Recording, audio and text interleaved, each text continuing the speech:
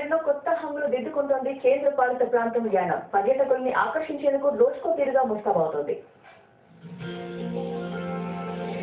తూర్పుగోదావరి జిల్లాను ఆడుకుని ఉన్న కేంద్ర పాలిత ప్రాంతం యానం వినూత్న సంక్షేమ పథకాలతో దేశంలోనే గుర్తింపు పొందింది. ఇటు పర్యాటక పరంగా శరవేగంగా అభివృద్ధి చెందుతోంది. ఎక్కడా లేని విధంగా సముద్ర తీరంలో భారీ విగ్రహాలు రూపుదిద్దుకుంటున్నాయి. 26 అడుగులు ఎత్తిన భరతమాత కాంస్య విగ్రహాన్ని ఏర్పాటు చేసిన అధికారులు ఇప్పుడు 1,30,00,000తో భారీ క్రీస్తు విగ్రహాన్ని ఏర్పాటు చేస్తున్నారు.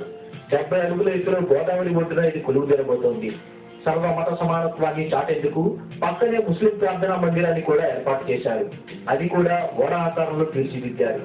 ఉగాది నాడు ఇవన్నీ ప్రముఖుల చేతుల మీదుగా ప్రారంభం కానున్నాయి.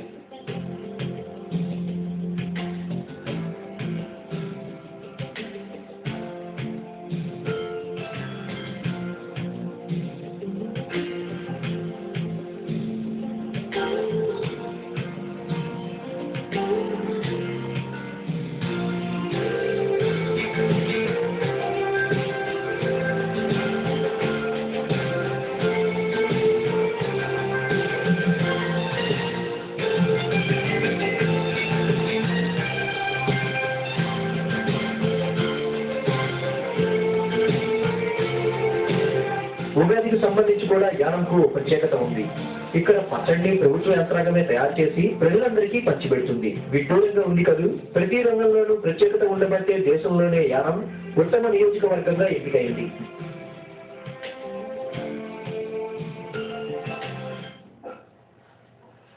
యానం ఉగాది నుంచి ఈ హంగులన్నీ జనానికి కనువిందు చేయనున్నాయి.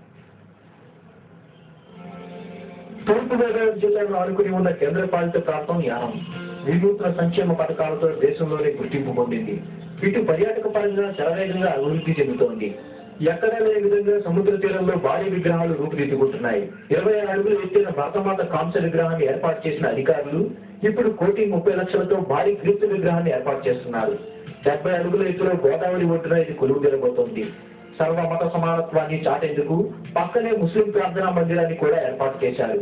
అది కూడా ఓడ ఆకారంలో తీర్చిదిద్దారు. ఉగాది నాడు ఇవన్నీ ప్రముఖుల చేతుల మీదుగా ప్రారంభం కానున్నాయి.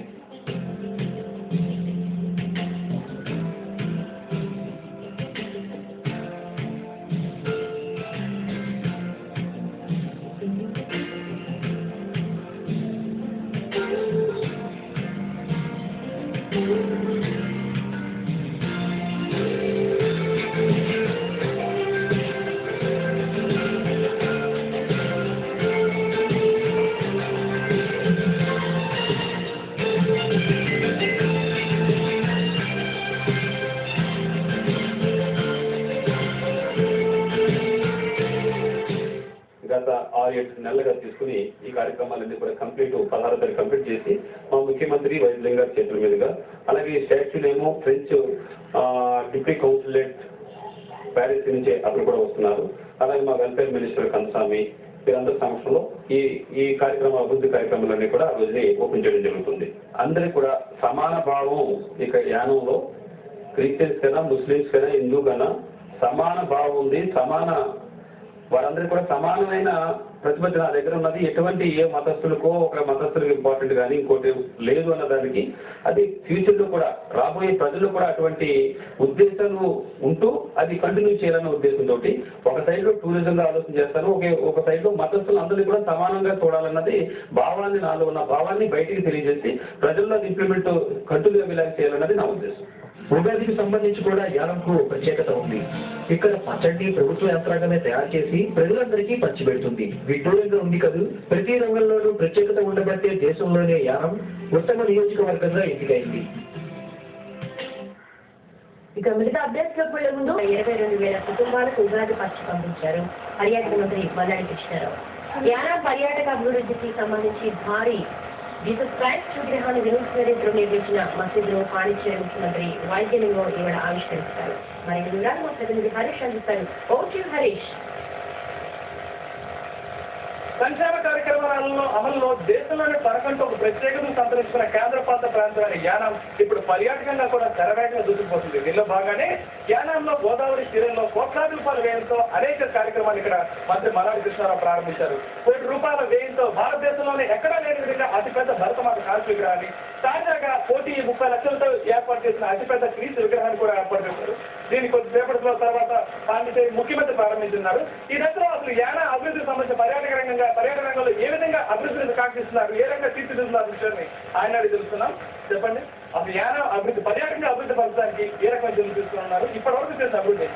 ఇప్పటి వరకు ఈ నియోజకవర్గంలో ముఖ్యంగా ఈ రాజీవ్ గాంధీ బీచ్ కి 15 కోట్ల రూపాయలు ఖర్చు చేసి ఇటు పుదుచ్చేరి కేంద్రపాలిత ప్రాంతం నిధులైతే కేంద్ర పాలితం అలాగే సెంట్రల్ గవర్నమెంట్ టూరిజం డిపార్ట్మెంట్ నుంచి స్పెండ్ చేసిందైతే, అలాగే దీనికి రిలయన్స్ కంపెనీ ద్వారాగా భారతమాత స్టాట్యూ కానీ, జీసస్ స్టాట్యూ కానీ, దర్గా కానీ, ఆంజనేయ స్వామి స్టాట్యూ కానీ రమారమ్మి 15 కోట్ల రూపాయలతో ఖర్చు చేసి ఈరోజు ఈ ఓపెనింగ్స్ అన్ని కూడా జరిపించుకుంటున్నాం.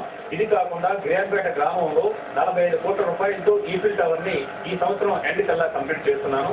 ఇంకా శివలింగం నుంచి ఇంకొక 50 కోట్ల రూపాయలతో టూరిజం ప్రాజెక్ట్స్ అన్ని కూడా టేకప్ చేసి యానాన్ని ఒక టూరిజం పాయింట్ గా తీర్చిదిద్దాలన్న దాని మీద ఇక్కడ ఉండే అకామిడేషన్ కానీ ఒక రోజుకి వచ్చి రోజులోనే టూరిస్టులు అందరూ కూడా వెళ్ళిపోయే విధంగా కాకుండా 2-3 డేస్ స్టే చేసేలాగా ఇక్కడ ఏర్పాట్లు చేస్తున్నాం.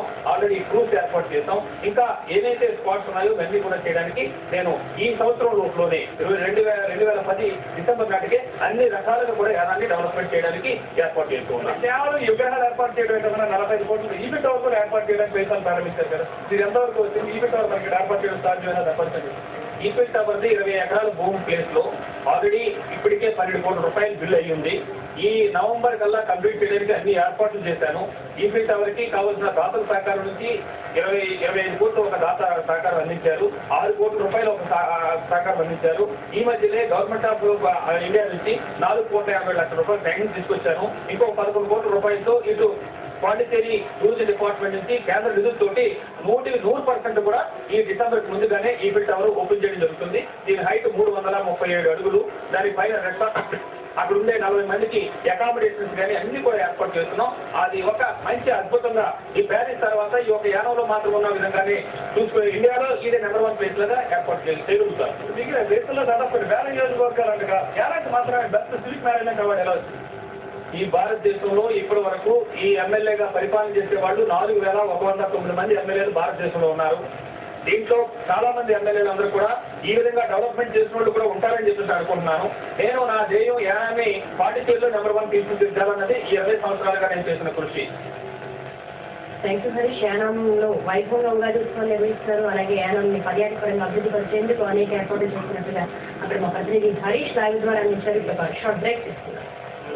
యానంలో ఉగాది వేడుకలు ఘనంగా జరుగుతున్నాయి. ఎక్కడ లేని విధంగా ఇంటింటికి ఉగాది పచ్చడి పంపిణీ చేశారు. స్థానిక ఎమ్మెల్యే పాండిచ్చేరి పర్యాటక శాఖ మంత్రి అయిన మల్లాడి కృష్ణారావు 22,000 కుటుంబాలకు తెల్లవారుజామునే తలుపు తట్టి షడ్రుచుల్ని పంచారు. ఈ పచ్చడి తయారీకి వినియోగించిన వస్తువుల జాబితా కూడా భారీగానే ఉంది.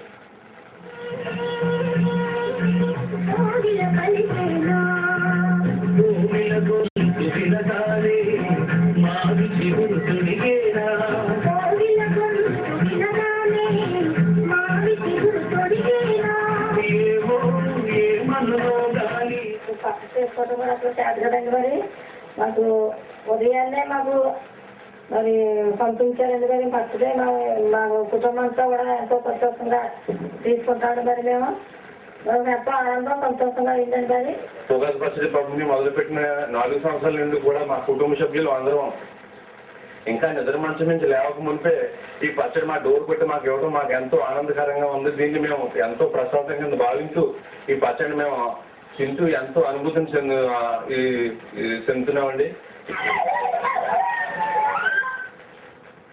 ఉగాది అనగానే షడ్రుచులు కలగలిసిన పచ్చడితో పాటు పల్లెలు కూడా గుర్తొస్తాయి. ఒకప్పుడు కలగలిగిన పల్లెలు నేడు పరిస్థితుల ప్రభావంతో బక్కచిక్కిపోయాయి. పొట్ట పూజ కోసం వలసపోతున్నారు గ్రామీణులు. ఉత్సవాలు కన్నుల పండుగగా సాగాయి. ఈ ఉత్సవాలకు ముఖ్య అతిథిగా వచ్చిన ఫ్రెంచ్ డిప్యూటీ కాన్సులేట్ రెన్ మరోలర్ బీచ్ లో ఏర్పాటు చేసిన అతిపెద్ద జీసస్ విగ్రహాన్ని ఆవిష్కరించారు. యానాం అభివృద్ధికి విశేషంగా కృషి చేసిన పాండిచ్చేరి పర్యాటక శాఖ మంత్రి మల్లాడి కృష్ణారావుని ఈ సందర్భంగా సన్మానించారు.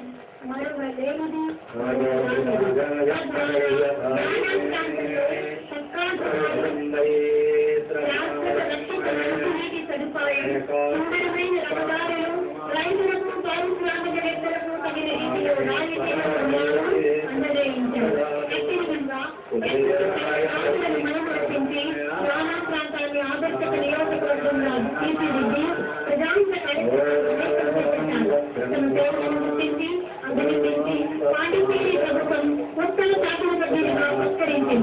పుదుచ్చేరిలో ఎన్ని పార్టీలున్నా ఎవరు సహకరించకపోయినా జ్ఞానం అభివృద్ధి ధ్యేయంగా తన శాసన సభ్యత్వాన్ని తృణప్రాయంగా త్యజించి యానం ప్రజలకు భాషాభేదం లేదనడానికి పుదుచ్చేరికి చెందిన తన జాతీయ శాసనసభ్యులు పర్యాటక శాఖ మంత్రులతో సమర్పించిన అభినందన మాలికైంది.